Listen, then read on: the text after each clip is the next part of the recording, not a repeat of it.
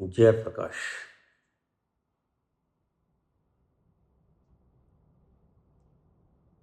बाबा जी चरण स्पर्श। आप अक्सर एक शब्द का इस्तेमाल बहुत करते हैं, फुर्सत के लम्हे।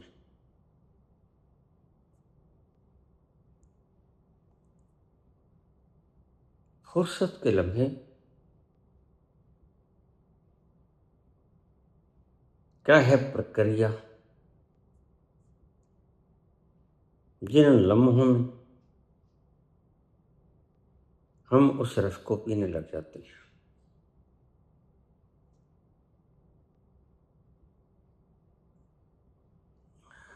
और दूसरा सवाल है,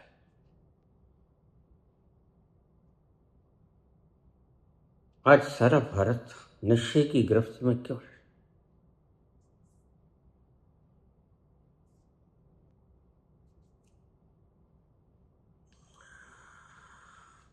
प्राकृतिक कारणों से।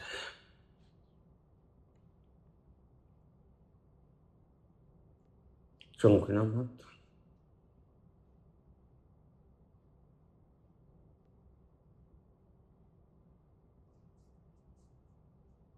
प्रत्येक व्यक्ति का अंतस होता है, तुम्हारा भी है।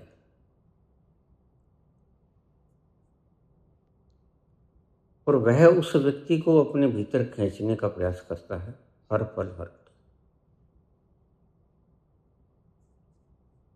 But you are busy operator.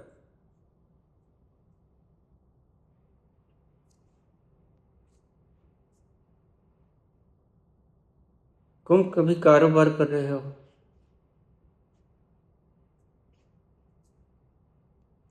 कभी धन उपार्जन के कोई और साधन कर रहे हो, ऑफिस जा रहे हो, और कभी बिना मतलब के काम भी करते हो। मंदिर जाना, तीर्थ यात्रा पर जाना, ताश खेलना, मूवी।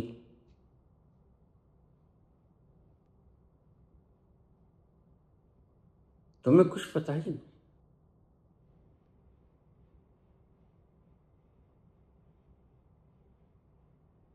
कि रोग क्या है।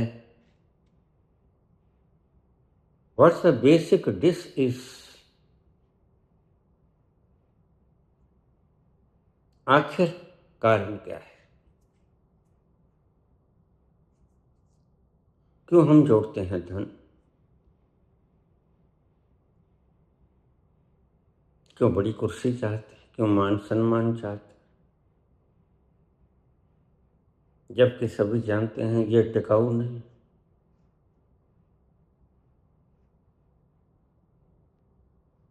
बड़े से बड़े धनपति भी आए और बड़े से बड़े नामवर भी आ गुजरे, लेकिन कहीं उनका नाम निशान।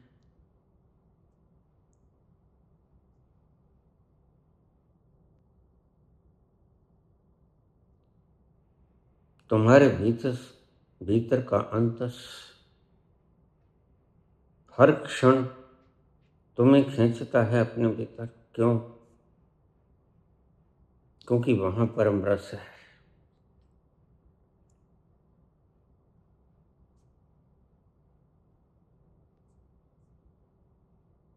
और प्रकृति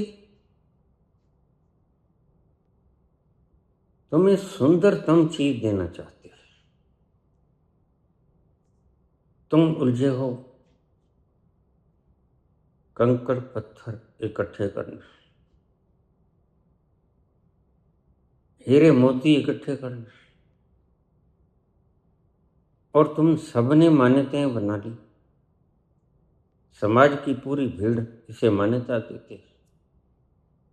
इस मान्यताओं को तुम सत्य समझ बैठे।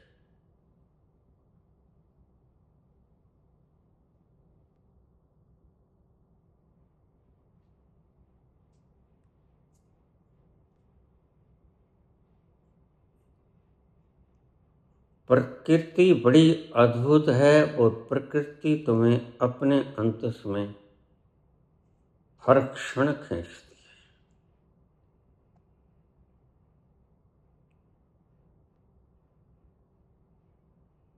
एक तरफ तो यह है, दूसरी तरफ तुम अपने भीतर जाना नहीं चाहते।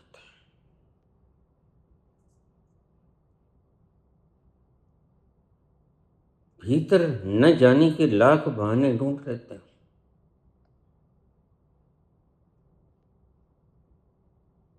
तुम्हारी बुद्धि कहती है देखो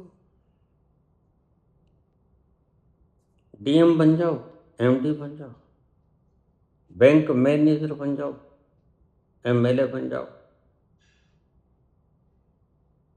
राजनीति में चले जाओ, वहां बड़ा शोर शराबा है, पार्लियामेंट चले जाओ, गधे बैठे, असेंबली में सुअर बैठे,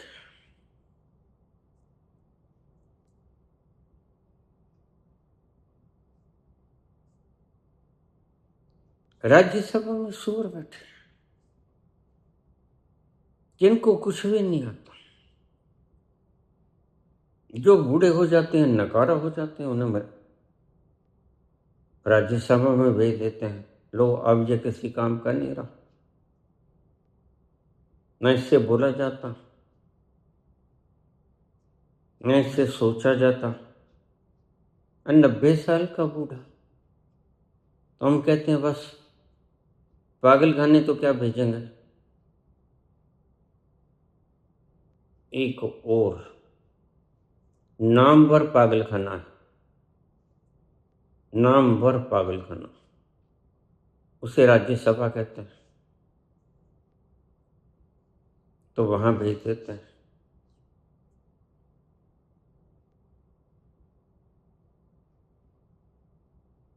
बस इसी मूर्ताओं में हम अपना जीवन गुजार देते हैं।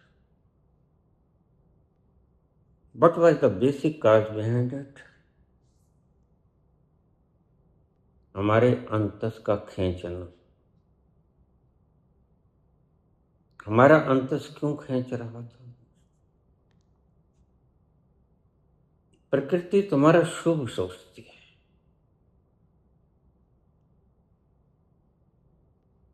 प्रकृति जो भी कुछ करती है तुम्हारे भले के लिए।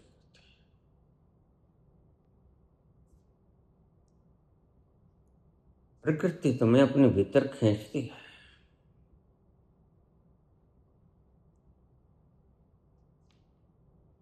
जैसे माँ भूखे बच्चे को दूध पिलाती है, माँ ख्याल रखती है। 2 घंटे हो गए, 3 घंटे हो गए, बच्चा भूखा होगा। ऐसे ही प्रकृति, हम उसके बच्चे, हमारा ख्याल रखती है।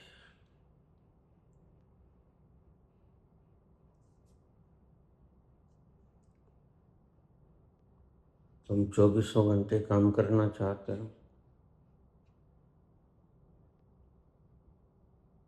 लेकिन तुम्हारी माता यानी प्रकृति तुम्हें सुला देती है। वह तुम्हारी रक्षक है। वह जानती है अगर यह गाड़ी चलती ही गई तो उसके भीतर का ईंधन खत्म हो जाएगा। सांझ ढलते ढलते वह तुम्हें मूर्छित कर देती है और तुम निद्रा के आगोश में चले जाते हो। एक बात को ध्यान में रखना, प्रकृति तुम्हारी मित्र है, शत्रु नहीं। प्रकृति जानती है कि अगर तुम 10 दिन ना सोए, जो कि तुम्हारा समाज कहता है, तुम्हारा मन भी कहता है, क्यों? ज्यादा पैसा कमाना, कोई राजनीति में पदवी पानी, कोई एग्जाम लड़ना है यूपीएससी वगैरह, इसलिए तुम हर वक्त पढ़ना चाहते हो।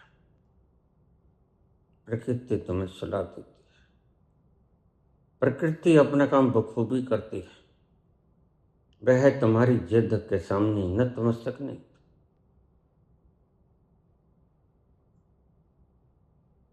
और अगर माता तुम्हारी जिद के सामने नतमस्तक हो जाए तो बच्चा भूख से मर जाए।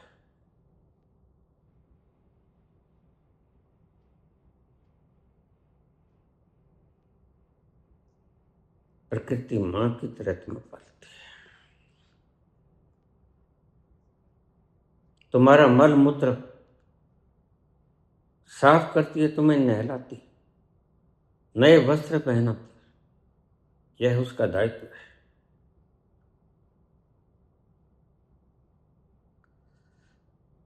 क्यों? ये लोग पूछते हैं, बाबा कभी कभी आप इतनी सिंपल बात कर देते हो कि जैसा बस परमात्मा सामने है, जाओ और उसको आगोश में ले लो। इतना सहज, इतना सरल। और कभी कभी आप इतने लंबे चौड़े व्याख्यान करते हो, फिलोसफिकल।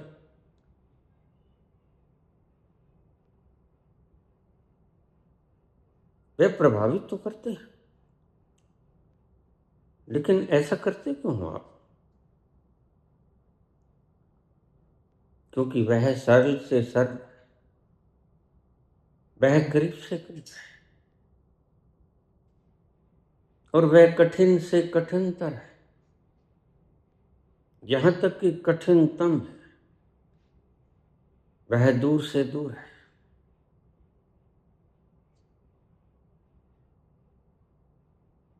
कुछ व्यक्तियों का मन कहेगा बस यही परमात्मा।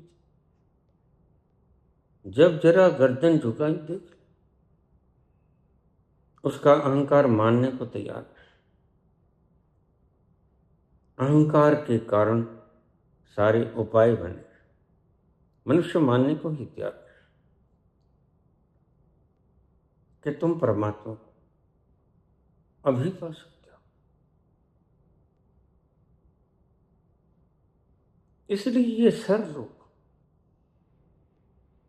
जो जानते मानते कुछ नहीं, ये अपने खोपड़ी से एनालिसिस करके तुम्हें समझाते हैं परमात्मा होता भी है कि नहीं। और वो सारी बतानी आज की साइंस की रिसर्चेस पर डिपेंड करती। और साइंस ने क्या खोजा है, क्या खाक खोजा है। साइंस ने आज ऐसा कोई तरीका नहीं अभी तक खोजा, कृत्रिम तरीके खोज कर भी वह व्यक्ति को उतनी गहराई में नहीं ले जा पाई जिस तल पर प्रकृति सहज भाव से तुम्हें निद्रा में ले जाती है। तुम नींद की गोलियां खा के चले जाते हो स्तर पर, लेकिन ध्यान रखो इंसोम्निया की गोलियां खा के तुम उस तल पर नहीं पहुंच पाओगे जिस तल पर सहज प्रकृति तुम्हें निद्रा में ले जाती है। सुषुप्ति का वह महो बेहोशी का क्षण,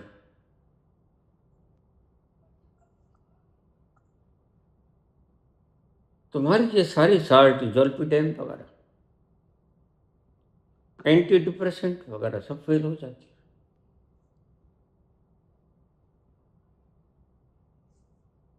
विज्ञान ने खोजा क्या? खाक। और ध्यान रखना, विज्ञान जो खोजेगा वह खाक ही खोजेगा।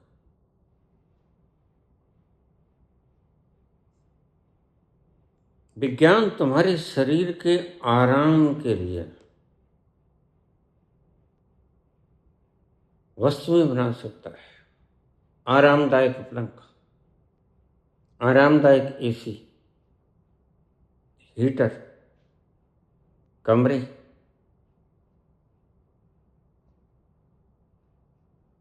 लेकिन विज्ञान तुम्हें नींद नहीं दे सकता। विज्ञान तुम्हें भोजन बहुत प्रकार के दे सकता है, स्वादिष्ट, लेकिन भूख नहीं दे सकता। विज्ञान तुम्हें सभी पदार्थ के मालिक बना सकता है, लेकिन ठहराव नहीं दे सकता, शांति नहीं दे सकता।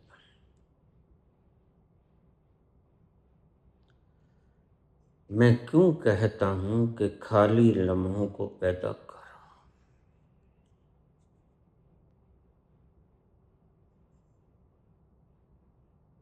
और 99% लोगों के मेरे पास कमेंट आते हैं कि बाबा काम घना है, ड्यूटी से फुर्सत मिलती है, क्रिया योग करें तो कैसे करें,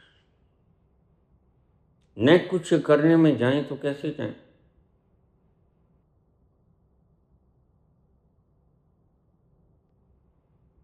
शायद तुम्हें पता नहीं है, इस सदी के महान वैज्ञानिक, पिछली सदी के एल्बर्ट आइंस्टीन दिन में काम करते हुए झपकी ले लेते थे।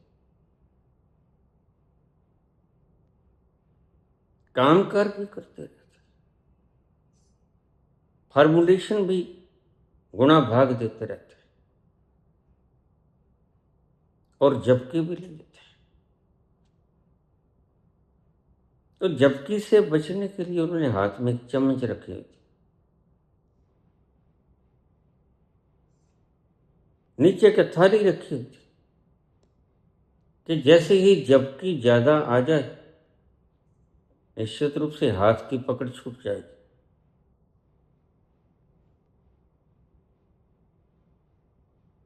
जिंदगी भर तुम पकड़ को छोड़ नहीं पाते,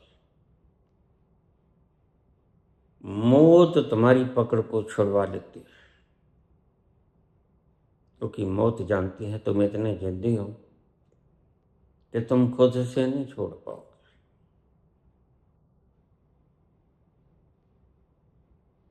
तो मौत जानती है कि तुम्हें निर्जीव करना होगा, तभी तुम्हारी पकड़ ढीली होगी। ऐसा ही आइंस्टीन करते थे। फिर झपकी आती, धीरे धीरे हाथ की पकड़ छूट जाती, वह चम्मच नीचे गिरती, नीचे थाली होती, टन से आवाज आती और एल्बर्ट आइंस्टीन की झपकी खुल जाती।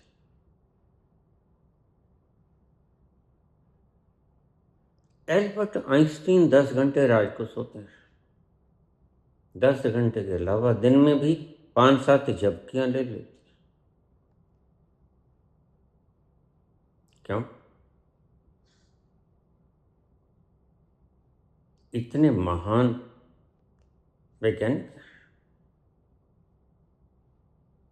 जिन्होंने इतना बृहद बेसिक फॉर्मूलेशन दिया, E=mc का है।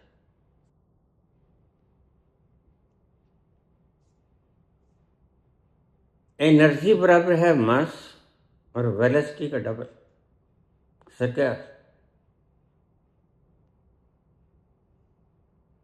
वह क्यों सोते हैं इतना? बस उसकी रिसर्च का बेसिक काम यही है, बेसिक कारण यही है, फ्रेशनेस।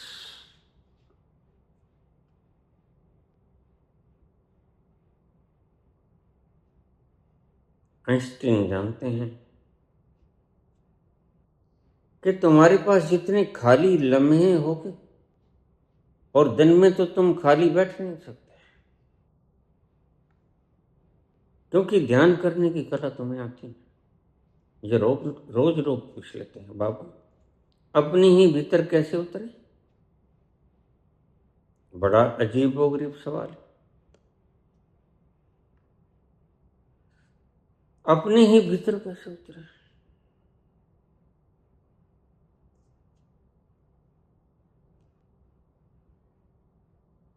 तुम परमात्मा को उलाहना देते हो,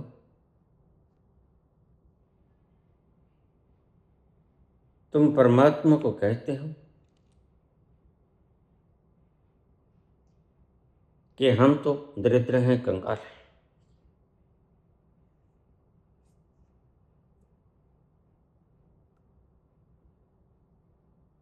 एक तू ही धनवान है गोरी, बाकी सब कंगाल।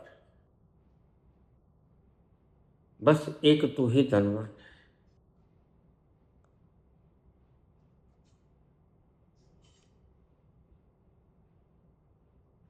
हम तो सभी कंगाल। कंगाल कौन होता है? जो मान्यताओं के साथ चिपट जाए वह कंगाल। शहंशाह कौन होता है? जो सत्य को पाले वह शहंशाह। और सारी दुनिया आज अपनी ही द्वारा बनाई गई मान्यताओं में उलझी हुई। तो बताओ, शहंशाह है कि दरिद्र है? इस नकली शहंशाही को पाने के तुमने तरीके भी ईजाद कर लिए, करेंसी ईजाद कर ली, धातुओं की कीमतें डालनी शुरू कर दी।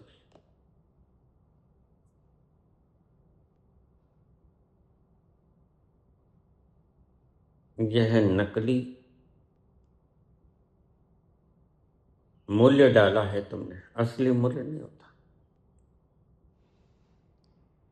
तुम्हारी बाहर की करेंसी जिन गोदामों में पड़ी है उसे आग लग जाए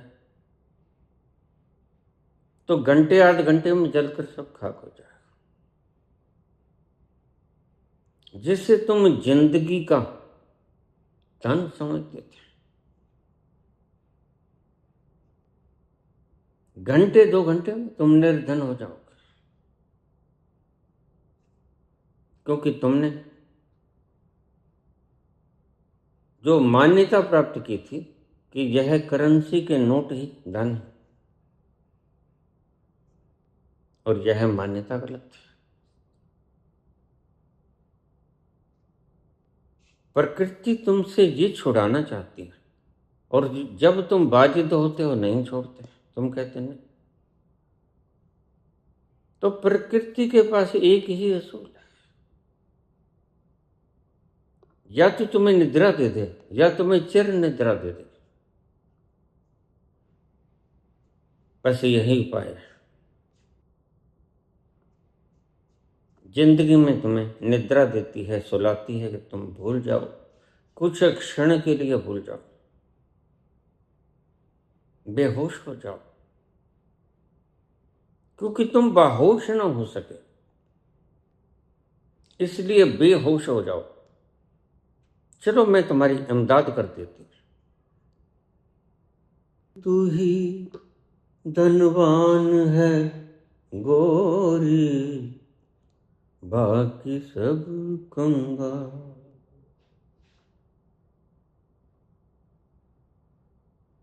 शहंशाहे आलम तो एक, वह प्यार का सागर ही है। वह प्यार का सागर, प्रकृति तुम्हें हर पल उस प्यार के सागर के पास ले जाना चाहती है। यह उसका मुख्य उद्देश्य है, और कोशिश भी करती है। तुम रात को थक जाती हो, फिर भी वह तुम्हें उस तत्व के पास जाकर बैठा देती है। वह जानती है कि चल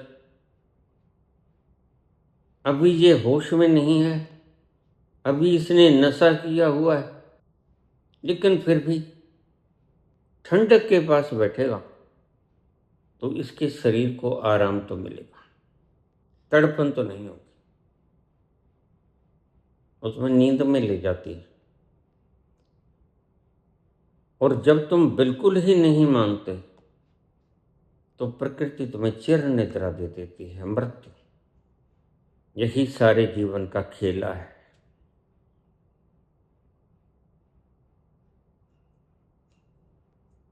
जो तुमने आज तलक झेला है, इसके अलावा तुमने कुछ किया हो तो बता दें।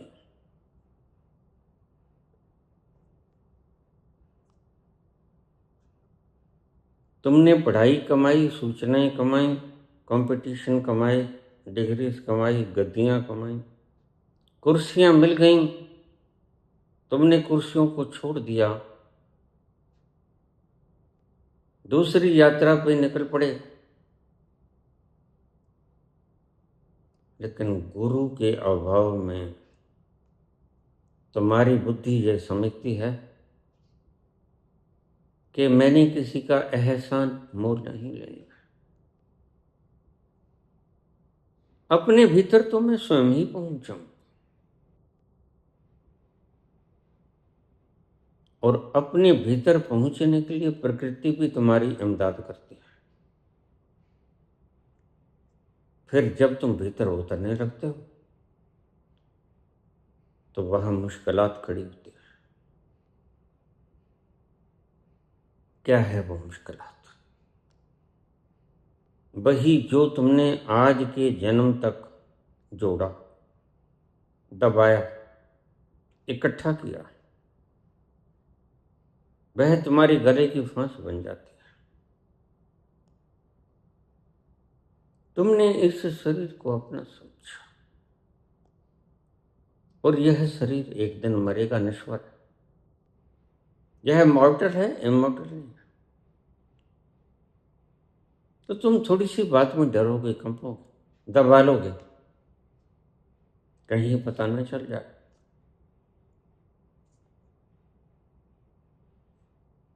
वह दबाते दबाते दबाते इतना कंठ तक आ गया, तब और दबाने की जगह नहीं बचा,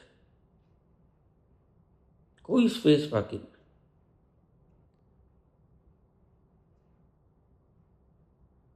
खाली स्थान बचा ही नहीं। इसलिए मैं कहता हूं खाली लम्हे पैदा करो, फुर्सत के लम्हे पैदा करो, क्योंकि यह तुम्हारा जुड़ा हुआ सूचनाएं, द्रव्य, मैं का भाव, चिपकाहटें गले तक आ गई हैं, इससे आगे नहीं जा सकते।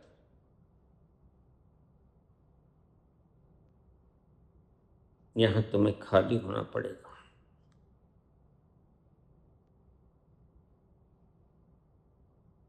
परमात्मा तुम्हारे द्वार पे रोज दस्तक देता है, और सही बोलूं तो परमात्मा हर पल तुम्हारे द्वार पे दस्तक देता है, हर पल। और तुम इतने भाग्यहीन हो कि तुम पंच तत्व के पुतले को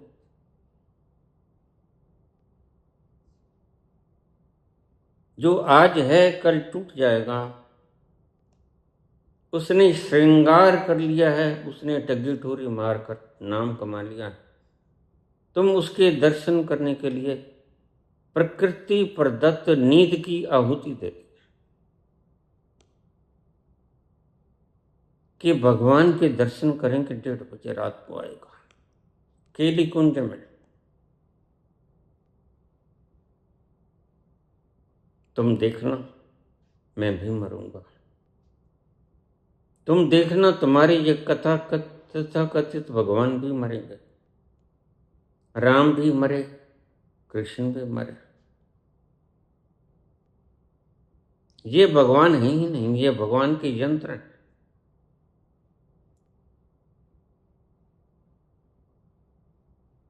भगवान ने अपनी खेल खेलने के लिए इन यंत्रों का निर्माण किया, और जो यंत्र उसे सर्व उत्कृष्ट लगा, उसी वीणा के ऊपर अपनी उंगलियां फेरनी शुरू करते हैं।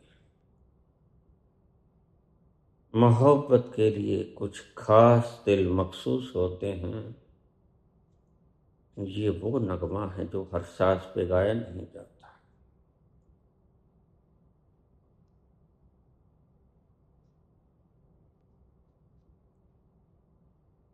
अपनी ही बनाई हुई कृतियों में से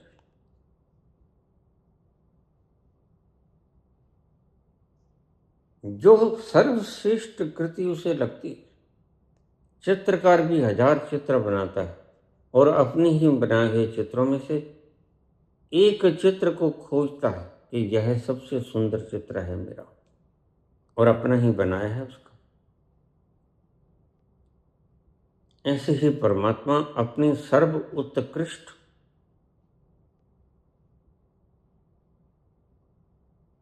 चित्रों में से उस वीणा पर अपने संगीत की धुन गुनगुनाता है जो उसे लाजवाब लगती है।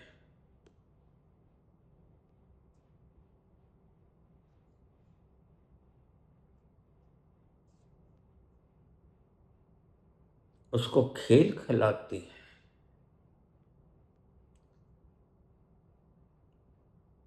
तुम जिंदगी का कोई मकसद समझते हो?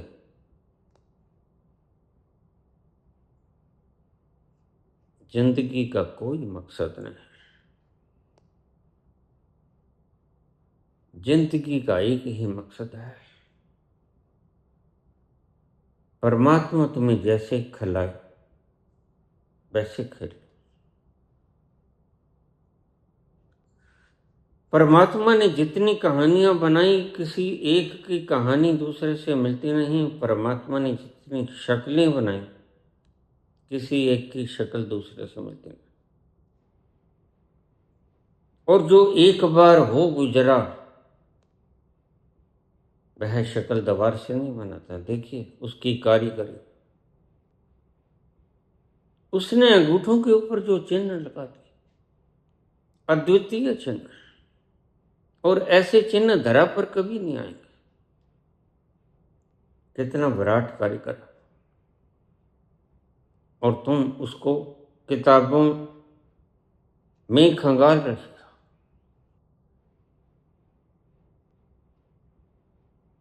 उससे लोग पूछ लेते हैं परमात्मा ने सृष्टि क्यों बनाई? मैंने कहा क्योंकि वो बना सकता था, अपने खेलने के लिए बनाए। तुमने धन क्यों कमाया? ताकि तुम धन जहां चाहो वहां खर्च कर सको।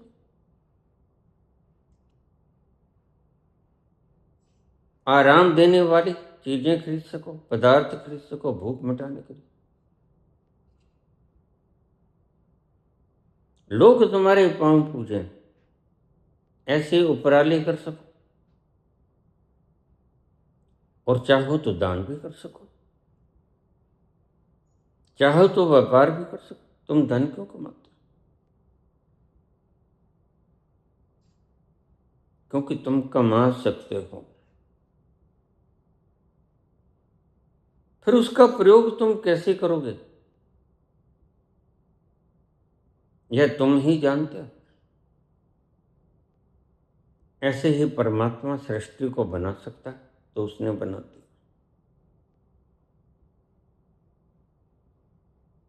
तुम अगर चाहो सृष्टि को बनाना तो तुम्हारी बलबूते की बात नहीं। तुम तो पत्थर का एक कण भी नहीं बना सकते, रेत, पानी की एक बूंद, हवा के एक एटम नहीं बना सकते। वह बना सकता है, उसने बना दिया। बुद्ध कहते हैं परमात्मा ने लॉज आर सफिशिएंट।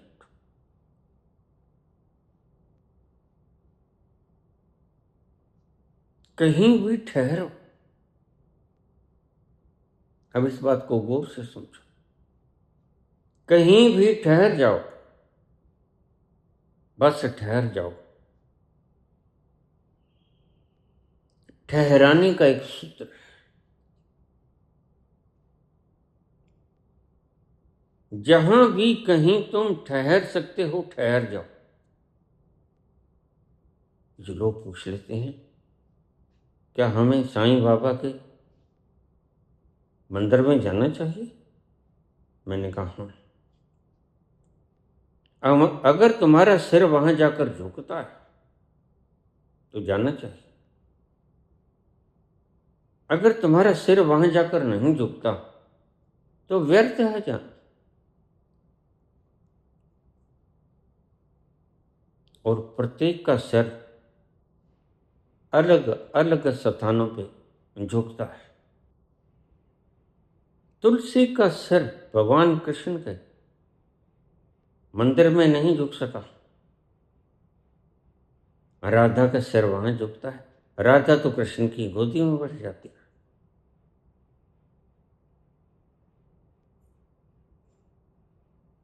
लेकिन तुलसी कहते नहीं,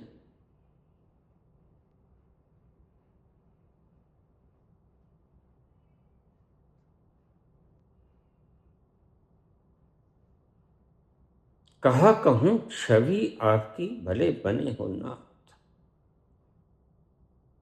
तुलसी मस्तक तब निभे जब धनुष बाण हो हाथ। तुम 24 घंटे का अखंड पाठ करते हो, हम भी करवाते रहे हैं। मैं खुद रातों रातों जाकर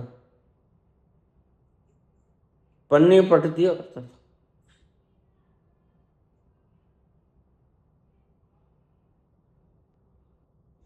और रात को मेरी ही ड्यूटी लगती थी। सभी सोना चाहते थे आराम से,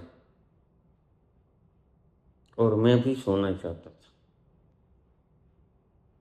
लोग मुझे सौंप के चले जाते, मैं दरवाजे को बंद कर लेता। अकेला होता, पढ़ता वढ़ता कुछ नहीं, आंखें मूंद के मैं भी नींद पूरी कर लेता। सुबह जब कोई आके दरवाजा खटखटाता, मैं दरवाजा खोल देता, और होता बालकांड पे सारा अयोध्या कांड पूरा कर देता। बरके पलट गए। बहुत से लोग आज ऐसे ही पाठ करते हैं, मैंने देखे। वह गीता हो, वह गुरु ग्रंथ साहब हो, वह आपका धार्मिक ग्रंथ कोई भी हो, क्योंकि कौन मगज खपाई करे। वह प्रेम का रस किताबों में थोड़ी भरा पड़ा है। किताबें तो बेजान, इसलिए सही संत कहते हैं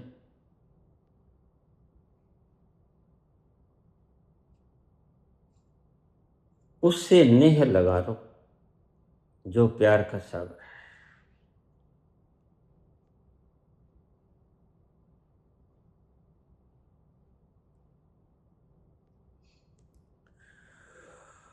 अल्फ अल्लाह नाल लगा दिल मेरा, मैनू बेदी खबर ना खाई।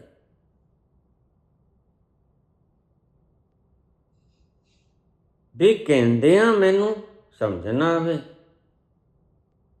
अल्फ गल समझाई। जिसने एक अल्फ को समझ लिया, उसको बे समझने की कोई जरूरत नहीं। यह उर्दू की लिपि है, अल्फ बे पे तेटे से जीम से है के। जिसको अल्फ का पता लग गया, एक ओंकार का पता चल गया, वह प्रेम का सागर है। और सृष्टि में कोई भी प्राणी नहीं है, जहां मैंने प्राणी शब्द प्रयोग किया, जो प्रेम से वश में नहीं आता। ऐसा कोई प्राणी, मनुष्य तो उसकी सर्वोत्तम कृति है। यहां विषैले जानवर तक, सांपों के बीच में मैं बैठ जाता। बाबा धर्मदास की समाधि पर रात फूंकार पड़ती, सांप शरीर के ऊपर से लोट फूट जाता, लेकिन मुझे कभी नुकसान नहीं पहुंचा। क्यों? क्योंकि सांप को जब तक डर ना लगे कि यह व्यक्ति मुझे मार देगा, तब तक वह आक्रमण नहीं करता।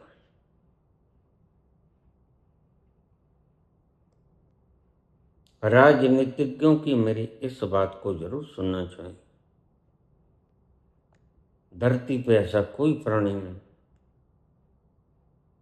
जो प्रेम से वश में ना सके। ये महात्मा बुद्ध ने हमें सिखा दिया। ये वाल्मीकि ने हमें, रत्नाकर ने हमें सिखा दी। उल्टा नाम जपे ते जाना, वाल्मीकि भय ब्रह्म समान।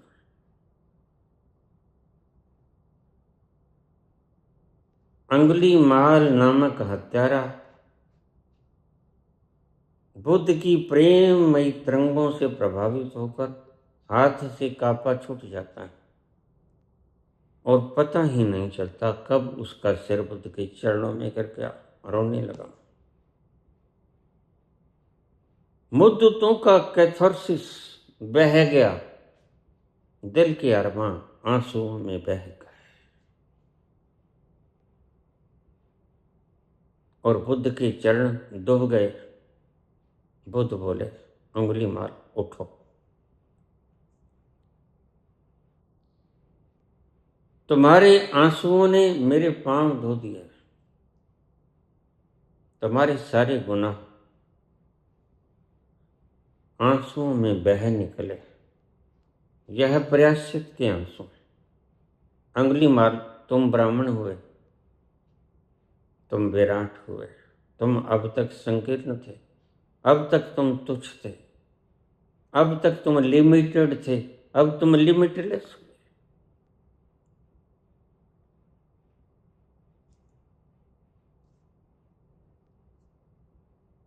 प्रकृति हर दफे, हर क्षण अपने काम में जुटी है कि कैसे तुम्हें उस परम तत्व के पास ले जाए, जहां जाकर कुछ भी मांगना शेष नहीं रहता, ना कोई जरूरत शेष रहती है। यह तो नकली नकली जरूरतें तुम्हारे सर लोग बनाते हैं, नहीं तो इनका धंधा चौपट हो जाए। पता इन्हें भी नहीं, प्रेम की झलक इन्होंने नहीं पाई। अगर प्रेम की झलक कभी पाली होती तो ऐसा पागलपन को कभी नहीं करते। मुझे लोग कह देते हैं, बाबा अगर आपकी नसीहतों पे चला जाए तो संसार के काम धाम कौन करेगा? ये तुम्हारी बुद्धि की शरारत है।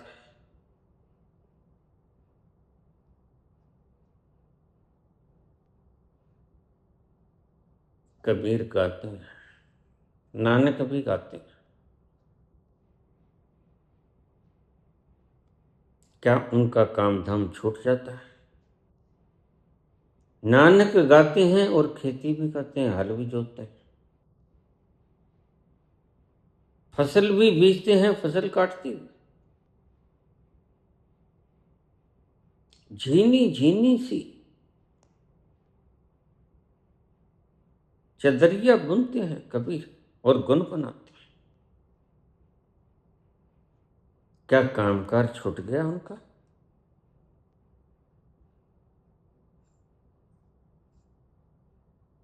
लेकिन तुम्हारी बुद्धि ऊट पटांग प्रश्न उठाने में दक्ष, वो प्रकृति के हिसाब से चल रहे। तुम संसार की मान्यताओं के हिसाब से चलते हैं, यही डिफरेंस। प्रकृति तुम्हें उस तल पर ले जाना चाहती है और वो कोई गतिरोध पैदा नहीं करते। कबीर कहते हैं, ठीक ले चलो मुने उन हवाओं में जहां प्रेम ही प्रेम का रस बहता है, जहां मुझे भटकने की जरूरत न पड़े।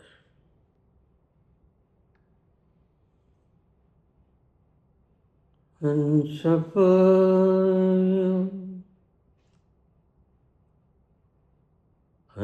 पायो मानसरोवर, हंस पायो मानसरोवर, ताल तलैया क्यों डोले, ताल तलैया क्यों डोले, मन मस्त हुआ फिर क्यों बोले, मन मस्त हुआ फिर क्या बोले।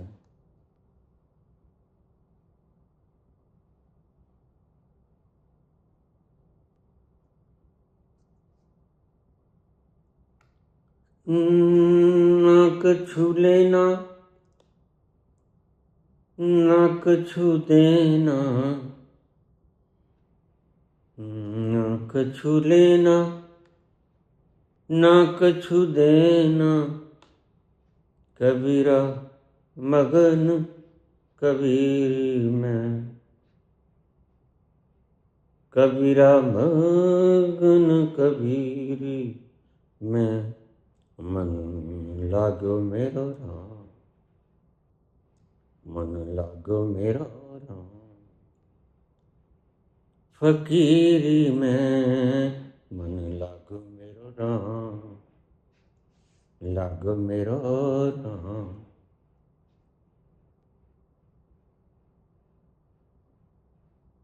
अगर सभी मेरी तरह हो जाए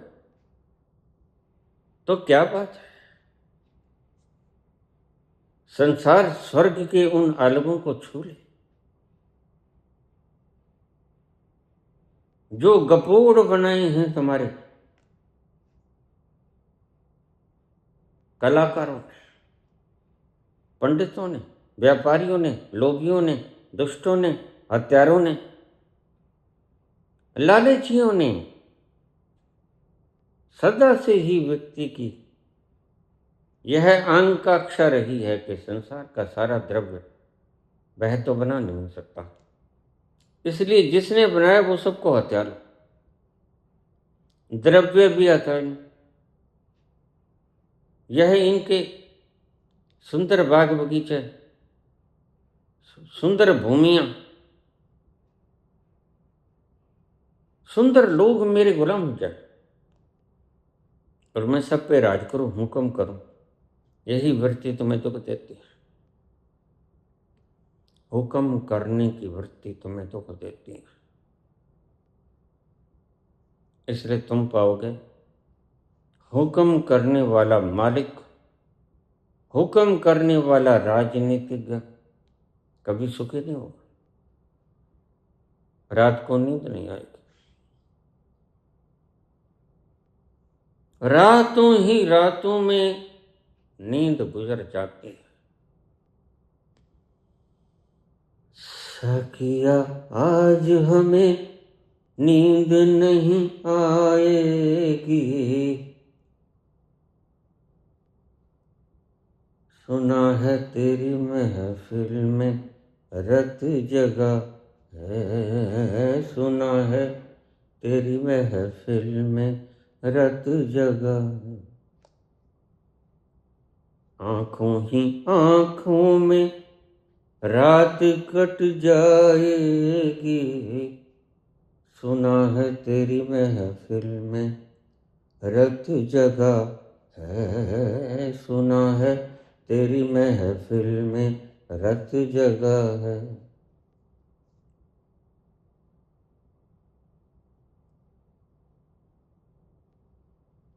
प्रकृति तुम्हें अपने भीतर खींचने की हर क्षण कोशिश करती है,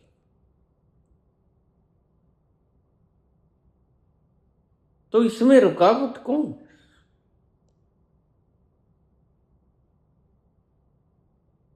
कौन है जो प्रकृति की इच्छा को बाधित करता है?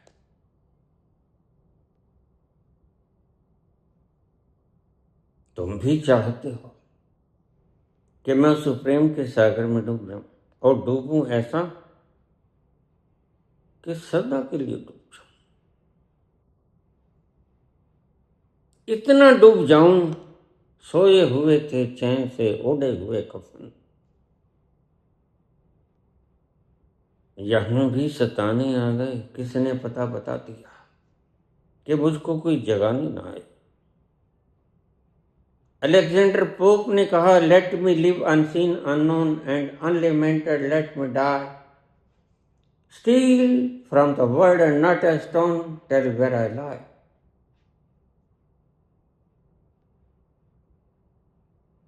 मुझे ऐसे रहने दो कि मेरा नाम गाम धाम कोई ना पूछे।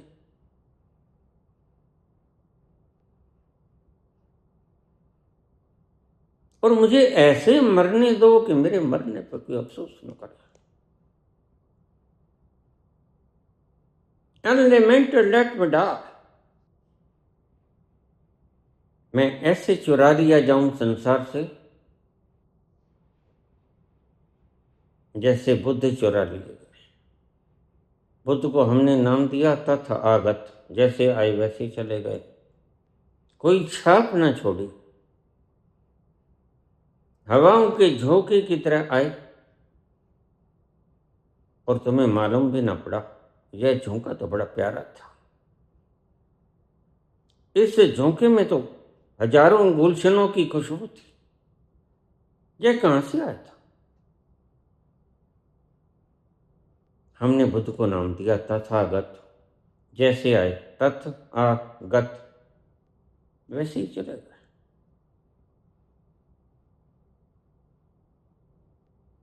Steal from the word and not a stone tell where I lie। मैं इस तरह चुरा लिया जाऊं संसार से कि कोई एक पत्थर की शिलालेख बता न सके कि यहां मैं दफन हूं। उन्होंने मरने के बाद की भी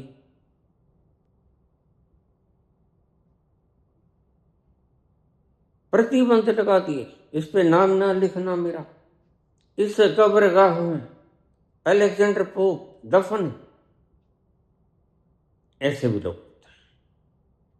कुछ लोग ऐसे हैं जो इतिहास के पन्नों में अमर होना चाहते हैं। यह नकली नकली अमरता है और वह खुद भी अमर होना चाहते हैं और वह चोरों को भी अमर कर देना चाहते हैं जिन्होंने कभी हिंदुस्तान के लिए कुछ नहीं किया। उनको भी अमर कर देते। संत चुप बैठे रहते क्योंकि संत जानता है इनको अपना पागलपन करने दो। मुझे लोग पूछ लेते हैं, बाबा आप बहुत दिनों से राजनीति पे नहीं बोलते। मैं कहता हूं पुत्र, राजनीति पे बोलने वाले आ गए। अब मेरी आवश्यकता खत्म।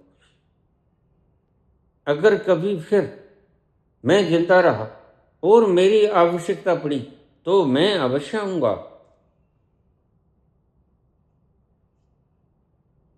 आऊंगा, आया करता हूं। कोई न जाए कुंज गलन में, तुझ बिन कलियां चुनने। कोई न जाए कुंज गलन में, तुम बिन कलियां चुनने को। ढूंढ रहे हैं ओ, ढूंढ रहे हैं यमुना के तट, मुरली की धुन सुनने को, मुरली की धुन सुनने को। अब तो दर्श दिखा दे नटखट, क्यों दुविधा में डाला रे। बड़ी देर भई नंद लाला, तेरी राह तके ब्रजवाल।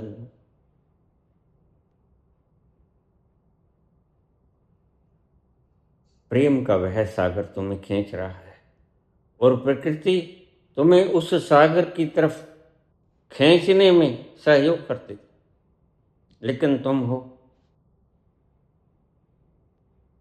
कि तुम बाहर ऐसा फेविकोल लगा लियो। कभी कभी तुम्हारा मन होता है संतों की आवाज को सुनकर कि काश मैं भी इस रसीले प्याले को पी लेता।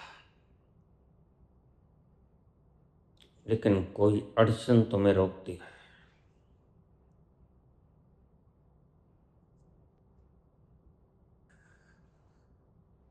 मेरे हमराह भी रुसवाइयाँ हैं, मेरे माझी की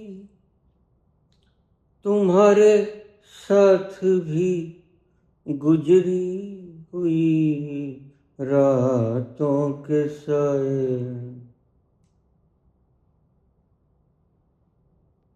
चलो एक बार फिर से अजनबी बन जाए हम दोनों। चलो एक बार फिर से अजनबी बन जाए हम दोनों। चलो एक बार। तुम्हें भी कोई उलझन रोकती है पेश कदमी से, हमें भी लोग कहते हैं कि ये जलवे पर आए। मेरे हमराह भी रुसवाइयाँ हैं, मेरे माझी की तुम्हारे साथ भी गुजरी हुई रातों के साए हैं। चलो एक बार फिर से अजनबी बन जाए हम दोनों। तारुफ रोग हो जाए तो उसको भूलना बेहतर, ताल्लुक बोझ बन जाए तो उसको तोड़ना अच्छा। वो अफसाना जिसे अंजाम तक लाना न हो मुमकिन, उसे एक खूब सूरत मोड़ देकर छोड़ना अच्छा। चलो एक बार फिर से अजनबी बन जाए हम दोनों। चलो एक बार। अगर तुम इतनी जुर्रत कर सको, इतना साहस कर सको कि जहां से जुदा हुए थे एक दिन, उसको फिर से पाने की तमन्ना जंजाबाद की तरह तुम्हें घेर, तुम्हारे प्राणों में उफान आ जाए, सुनामी की तरह तूफान आ जाए, बिरहा की आंसू थामने से थमे ना, वो समुद्र की लहरों की तरह बेकाबू हो जाए, ज्वार भाटी की तरह बेकाबू हो जाए। काश ऐसा हो जाए।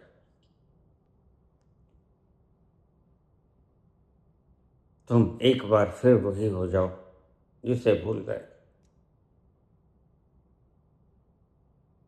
वह तुमसे कोई छीन तो न सकेगा,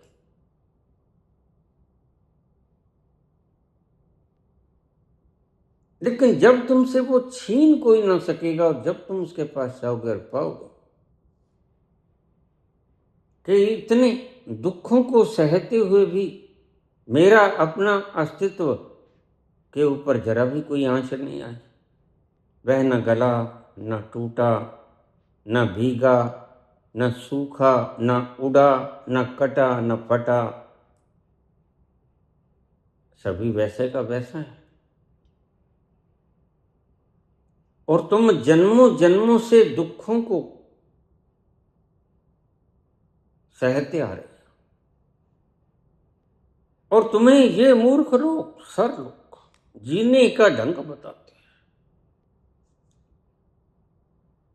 सदगुरु, आचार्य, ये सर लोग, या तथाकथित पंडित, या तथाकथित काली पीली दाढ़ी को करने वाले मूर्ख मूर्ख, जिन्होंने कभी अपने ही उस तल पर छलांग लगाई नहीं, वो तुम्हें महज भरमाकर रुखसत हो जाते हैं। वो कहते बस रात को आओ, 1:30 बजे मेरे दर्शन करो, सब ठीक हो जाएगा। क्या खाक ठीक हो जाएगा? तुम बड़ी से बड़ी पदवी को भी पालो, क्या उस पदवी को पाकर तुम्हारी आत्मा में सुकून आए, तृप्ति आई? जरा गौर से सोचो, यह है सवाल विचारणीय। तुमने कितना धन जोड़ा, तुमने सब कुछ आलीशान बना लिया, जैसे कि तुम यहां सदा के लिए रहने आए, और तुम्हें पता नहीं तुम्हारे ही अपने हाथों से लगाई हुई ईंटें एक दिन तुम ही इस घर से बेदखल हो जाओ। तेरा अपना खून ही आखिर तुझको आग लगाएगा। आसमान पे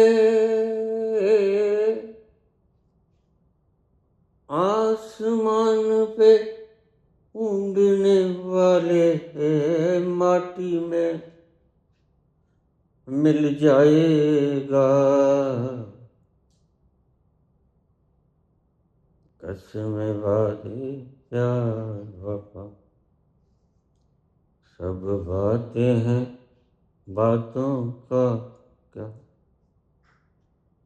कोई किसी का नहीं है झूठे, नाते हैं नातों का क्या,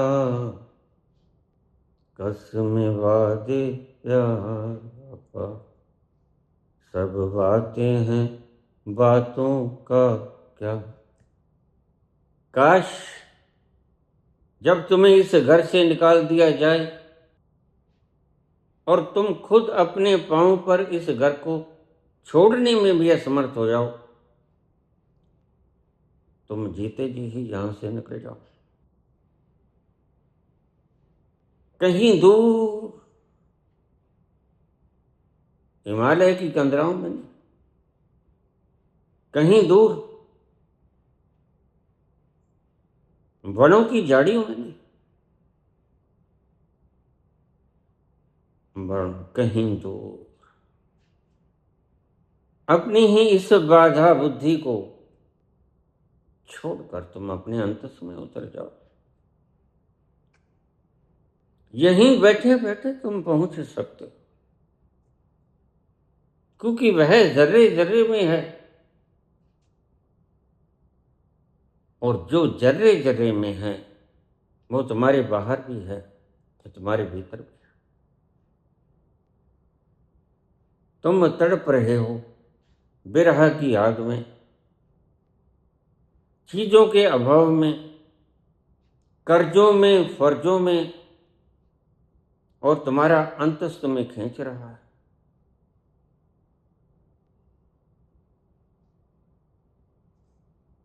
तुम्हारा अंतस तुम्हें बुला रहा है, पुत्र आ जाओ। ये तन्हाई का आलम और उस पर आपका गम,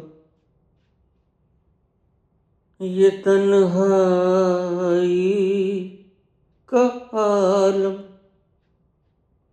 और उस पर आपका गम, न जीते हैं न मरते, बताओ क्या करें हम,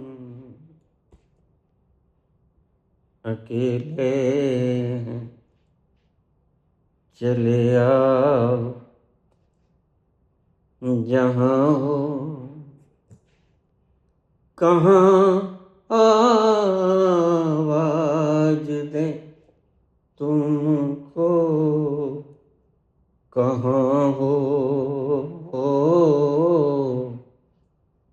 अकेले हैं, चले आओ जहाँ हो।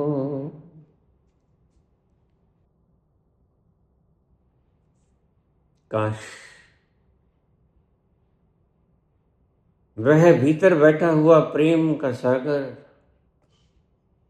जिसको सागर भी पीने के लिए तरसते हैं, वह तुम्हें पुकार रहा है हर पर, क्योंकि तुम उसके प्यारे पुत्र हो, तुम उसकी प्यारी पुत्री हो। चले आओ कहाँ हो, कहाँ आवाज दें तुमको, कहाँ हो।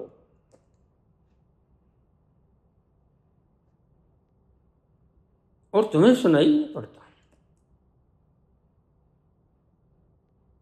इन विचारों की शोरगुल में जो तुमने इकट्ठे किए लोगों से, सारे लोगों से, आचार्यों से, इन संतों के तथाकथित पाखंडियों से, ये 5 नाम लेके या 1000 नाम लेके, इसका शोर तुम्हें सुनाई नहीं पड़ने देता। भीतर की आवाज बड़ी प्यारी है, बड़ी शांत है, और शांत आवाज इस शोर में खो जाया करती है।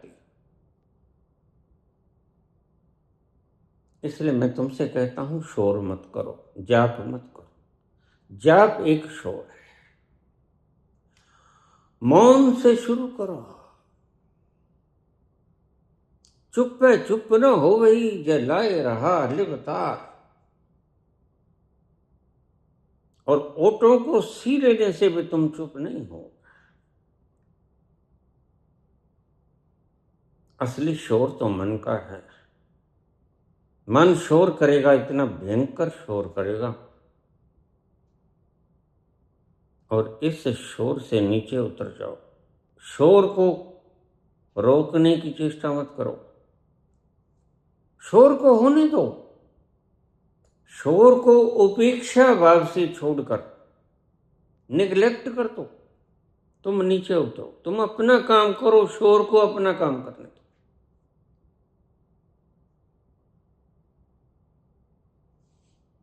जहां से पुकार आ रही है, यह मीठी मीठी तरंगों से आनंद नाद के,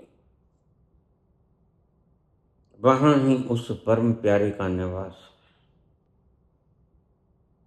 जिसको पीने के लिए समुद्र प्यासे।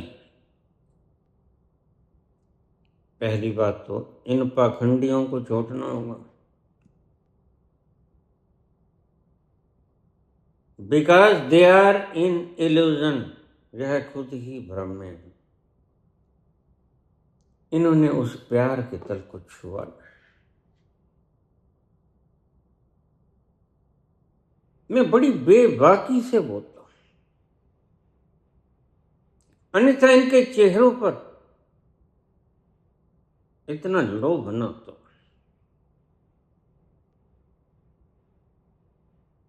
इतना बाहरी जुगाड़ न करते, खुद का होना ही पर्याप्त होता है।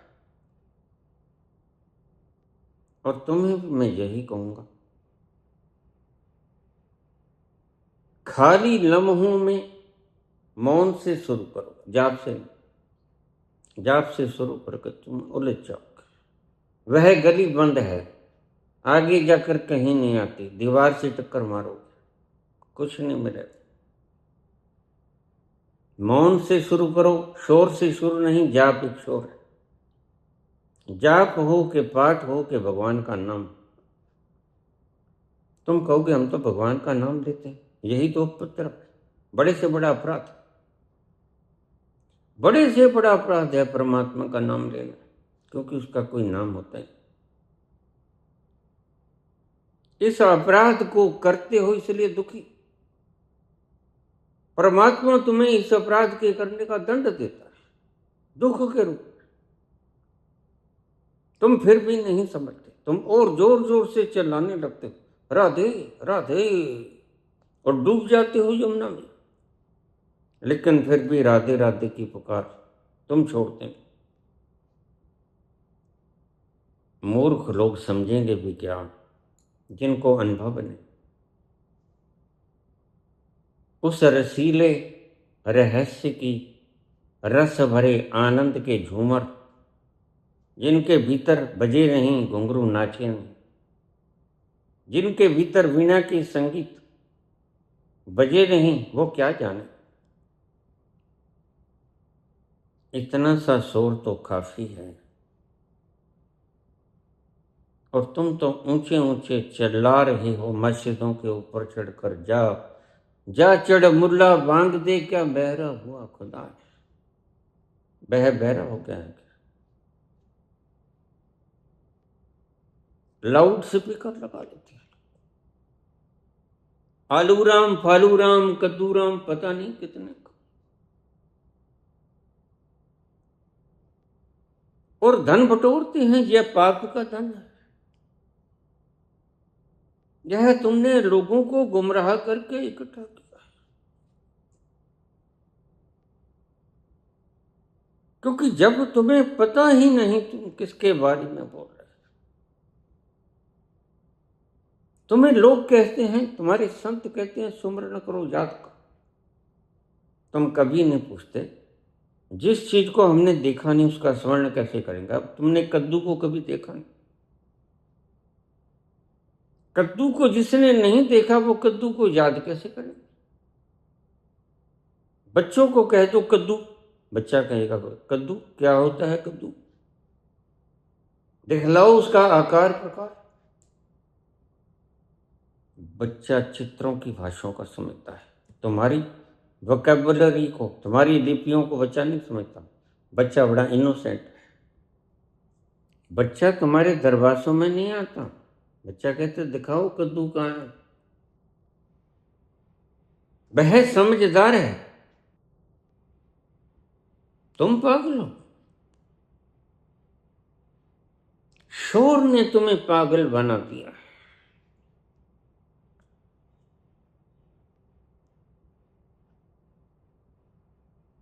कुछ जमाने का शोर, कुछ अभावों का शोर, कुछ समाज के नियमों का शोर, कुछ तुम्हारी ही वासनाओं का शोर, कुछ ही तुम्हारी जरूरतों का शोर, और ऊपर से शोरों के ऊपर शोर, भगवान का शोर ये लोग पैदा कर देते हैं। जो तुम्हें नई करेंसी दिखाते हैं कि ये टकसाल में भर लो, राम राम, अरबपति हो जाओ, खरबपति हो जाओ।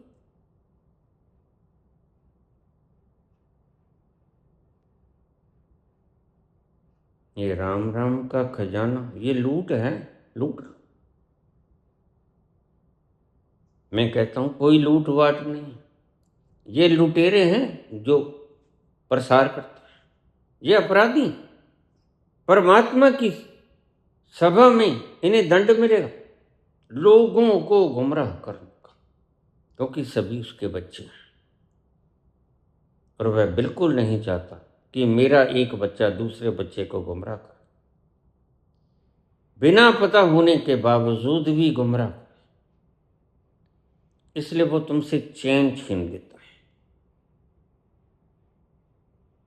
है। राजनीतिक लोग रात को सो नहीं पाते, रात को उठ उठ के रील जो बनाते हैं।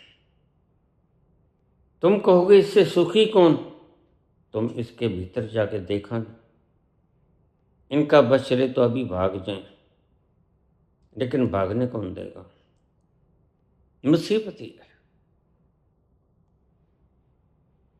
इनके पैरोकार भी कहते हैं कि ये भगवान, फिर इनकी सूरतों पे 12:03 क्यों, यह क्यों इतना डरते हैं। जो परमात्मा के करीब पहुंच गया वह तो साहसी हो गया, वह तो करेजफुल हो गया। फिर यह कायर क्यों है? नहीं, लक्षण नहीं, तमन्ना। ठीक, तमन्ना है इनकी परमात्मा होने की, और उन तमन्नाओं के होने के ढंग हैं, लेकिन ढंग इनको किसी ने सिखाया नहीं। जिस संघ में ये गए उसमें परमात्मा को पाने के ढंग नहीं होते, उसमें तो शिष्टाचार के नाम पर बदमाशियां सिखाई जाती, हत्या, कत्लो गारत, खून बखेरना, नफरत फैलाना, ये सिखाया जाता है अपने बच्चों को। ऐसी पाठशालाओं से दूर रखो। बोला कांवड़ लेके आते हैं लोग, मेरे से बाबा पूछ रहे थे ये क्या पागलपन कर रहे? मैंने कहा बाबा करने दो बच्चे, ये गंगा बह ही रही है, बहने क्यों नहीं देते? परमात्मा गंगा को जैसे बहा रहा, तुम क्यों उसमें से पानी भरते हो और अपने शहर के एक पत्थर के बनाए हुए काले पत्थर के ऊपर बखेर देते हो? रास्ते में कितने ट्रक तुम्हें रौंद जाते, लेकिन तुम स्कूलों को बंद कर देते हो। शिक्षित दिमाग न, अशिक्षित दिमाग, तुमने सारा बाहर का उपक्रम भी रोक दिया, भीतर का उपक्रम तुम्हें आता नहीं, तो क्या हो गए? गुरु घंटाल। मैंने कहा बाबा करने दो, क्या फर्क पड़ता है?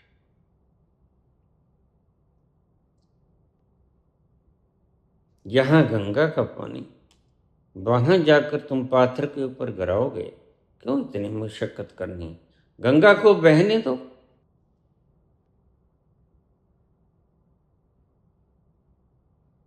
यह उसकी लीला है,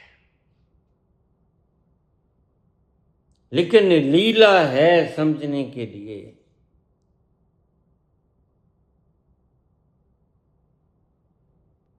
भी कुछ करना होता है। लीला है ये तो ठीक है, वह खेल रहा है, तुमने कुछ जोड़ा नहीं, तुमने कुछ कमाए नहीं कि मृत्यु तुम्हें बता देती। आइंस्टीन का is equal to MC square यहां धरा का धरा रह गया। आगे वह जहां जन्म लेगा उसको फिर से A एप्पल, B बर्ड, यहां से शुरू करना।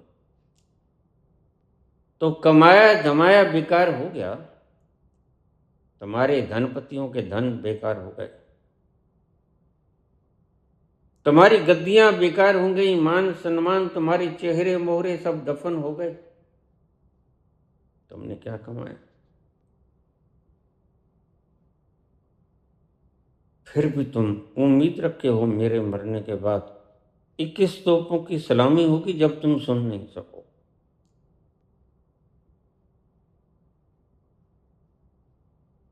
और 21 तोपों की सलामी सुनने के लिए इतना उपद्रव किया था। काश तुमने वही वक्त अपने भीतर जाने में गुजार दिया होता, तो आज तुम्हें कहीं टक्करें मारने की जरूरत नहीं थी। अपनी मूढ़ इच्छाओं को पूरा करने के लिए छोटे छोटे बच्चों पर पैरेट गन चलाते हो, और फिर तुम चाहते हो कि हम आराम की नींद सो जाएं। How it can be possible?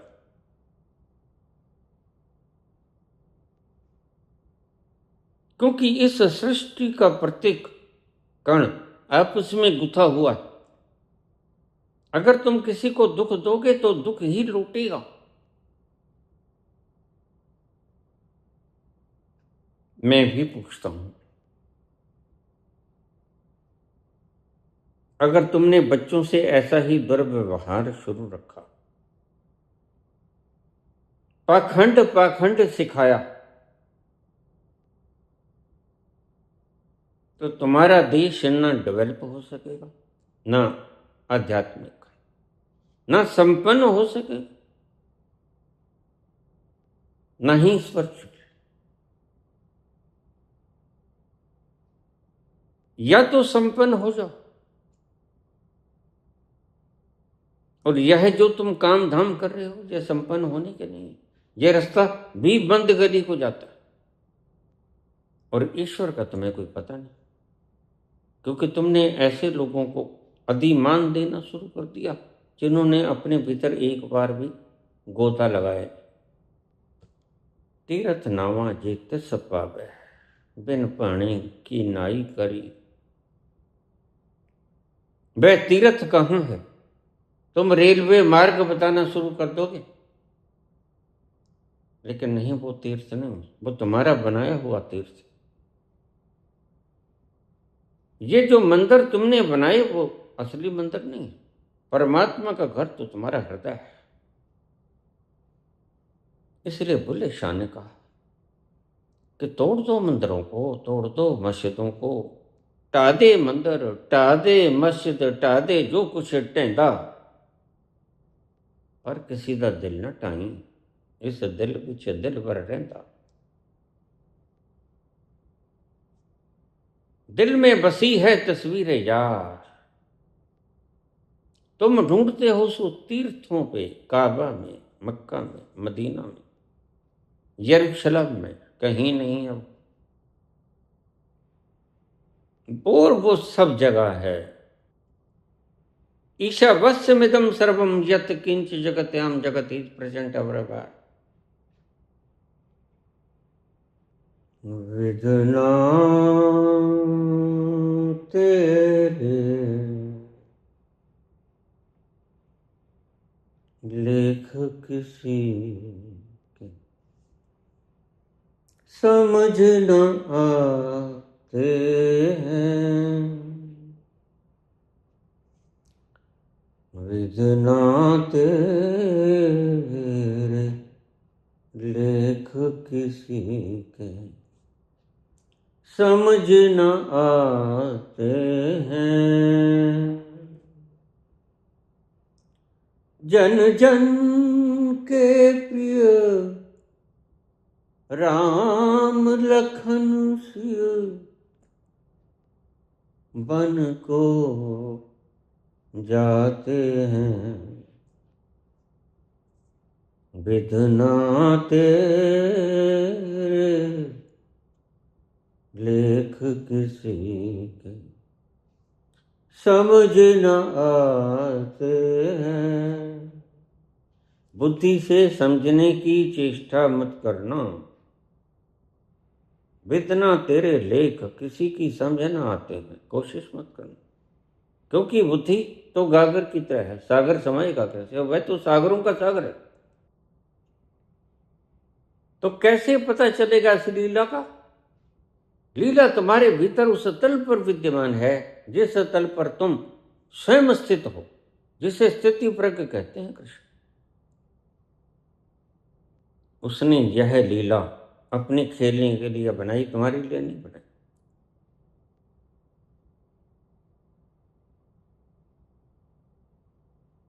तुमने किया धरा कुछ हो तो बता दो। सारी धरती संख्याओं की भांति है, किया धरा कुछ नहीं, राज हम करें,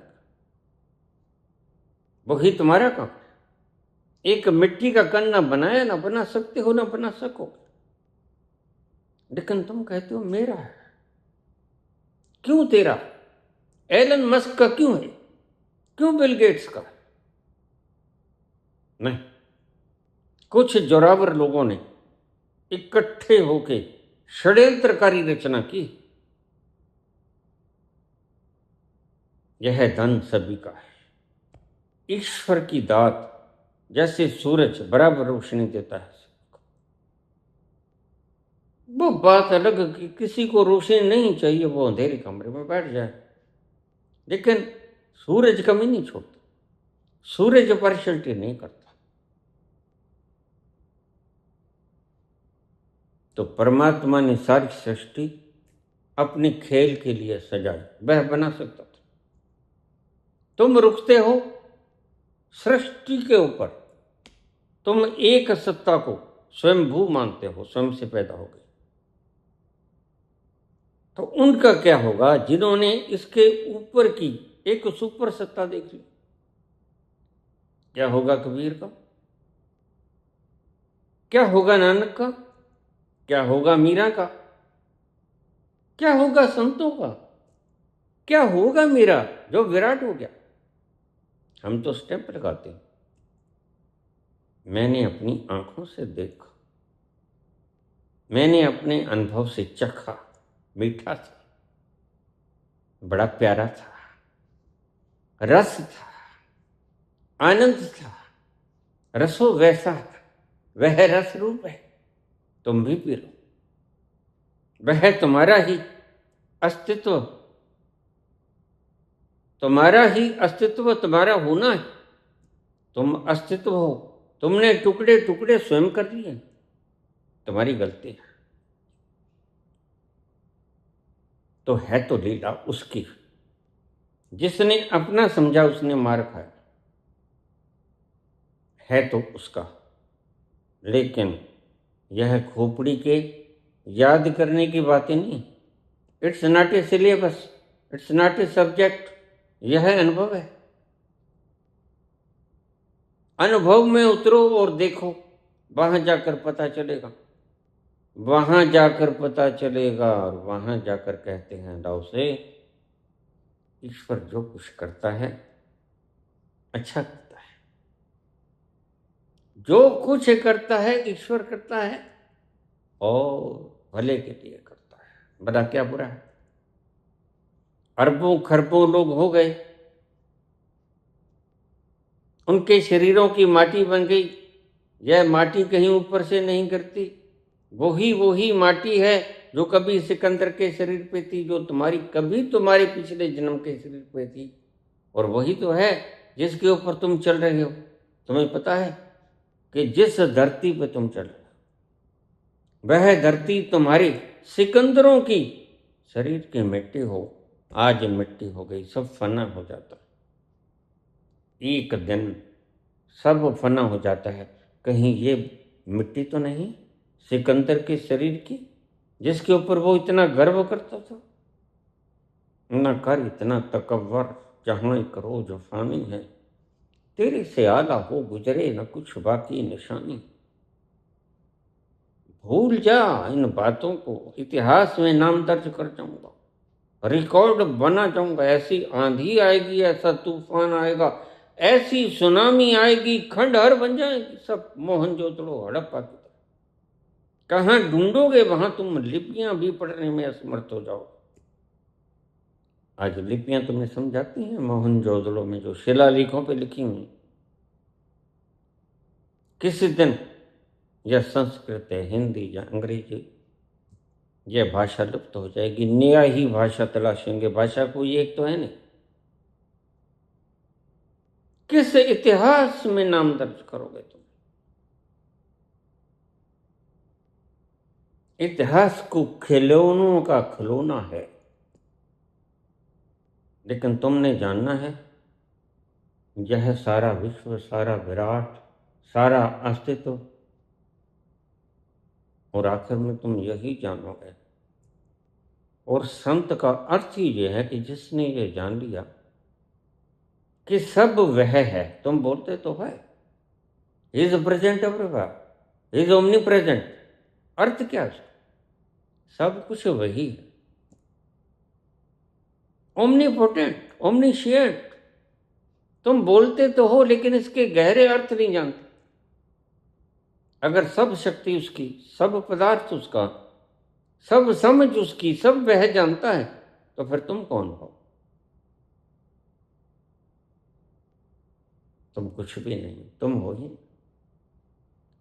तुम्हारा होना ही भ्रम है, और इसी भ्रम को संतों ने कहा मिटा दो, मिटा दे अपनी हस्ती को। अगर कुछ मर्तबा चाहे कि दाना खाक में मिलकर गुले गुलजार होता है, वह जो सारी अयोध्या के प्राण हैं, वह तो चाहते हैं कि राम लखन सिया ना जाएं, लेकिन किसी के चाहने से क्या होता है?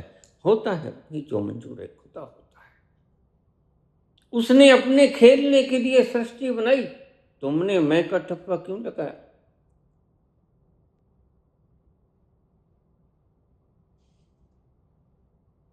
जो हमने दास्तां अपनी सुनाई, आप क्यों रोए? क़यामत तो हमारे दिल पे आई, आप क्यों रोए? तुम क्या रोते हो? तुम्हारा क्या खो गया? क्या था जो तुमने बनाया? क्या खो गया तुम्हारा? कुछ नहीं खोया, ना तुमने कुछ बनाया, ना तुम कुछ बना सकते हो। जो बना सकता था उसने बना दिया, और वह बना के अपनी खेल का आनंद ले रहा है। अयोध्या के लोग तो चाहते हैं कि ना जाए, लेकिन उस विधना के लेख निराले। उसने जो लिख दी इबारत, वह अपनी खुशी के लिए लिख दी। तुम्हारी खुशी का कोई मतलब नहीं। वह अपना खेल आप पे खेले, खेल खिलाड़ी आप पे खेलना हारा हूं।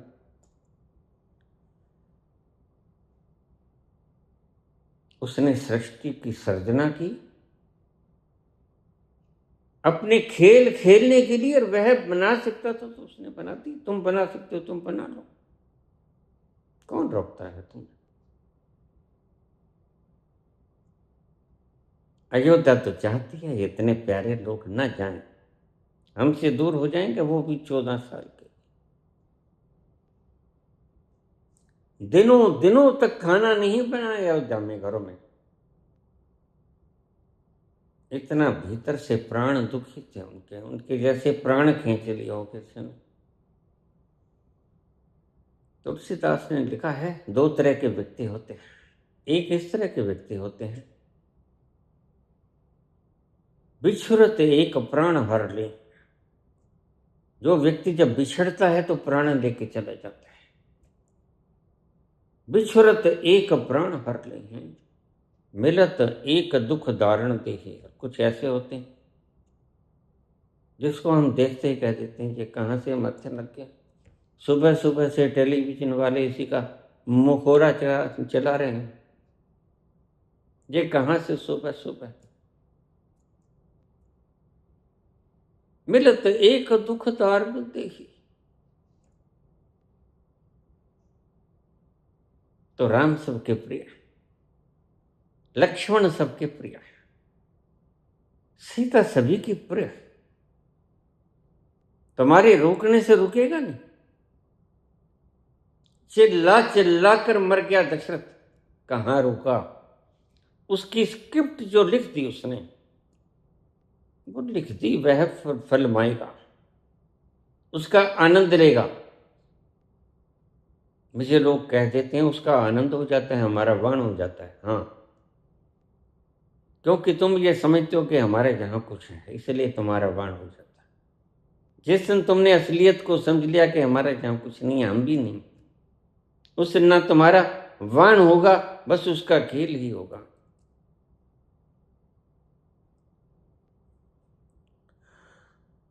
विधना तेरे लेख किसी के समझ न आते हैं। विधना तेरे लेख किसी के समझ न आते हैं। जन जन के प्रिय राम लखन सिय बन को जाते हैं। ओ वेदना तेरे लेख किसी के समझ न आते हैं।